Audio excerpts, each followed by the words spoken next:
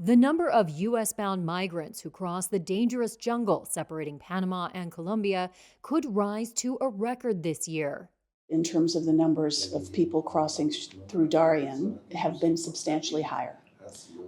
If that pace was to continue, we would see a record number of people crossing from Colombia into Panama that are much, much higher than 2022.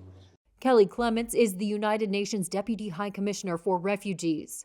Her agency has been tracking migrants headed north through the crossing known as the Darien Gap. Government data from Panama show the number of Darien crossings increased six-fold during the first 4 months of this year. The numbers have tapered recently, but Clements told Reuters this week the crises propelling the migration haven't let up. The last couple of days, there has definitely been a slowdown in terms of the number of people crossing.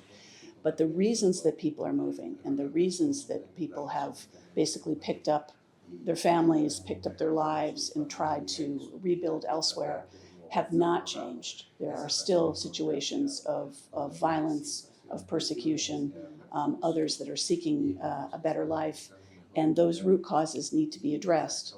The forecast comes after Washington last week rolled out new regulations at the U.S.-Mexico border meant to deter illegal border crossings. U.S. officials said Border Patrol agents have seen a 50% drop in the number of migrants crossing the border since Thursday, when Biden's administration shifted to sweeping new asylum regulations. But Kenji Kazuka, director for asylum policy at the International Rescue Committee, said the low traffic he saw on the ground in El Paso over the last week was hardly cause for celebration. Global displacement at the moment is at levels we haven't seen since the end of World War II. There are millions of people on the move, including in the Americas region. And the fact that Title 42 ended with a whimper and that there weren't the great many crossings that some had feared doesn't mean that the humanitarian need in the region has diminished. So these policies that try to block people from protection, that send them back to danger, that make them ineligible for asylum, just push the issue down the road.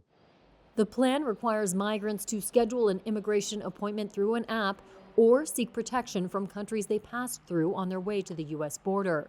If they don't and are caught entering the U.S. illegally, they are not allowed to try again, even through legal means, for 5 years, with prison terms for other violations.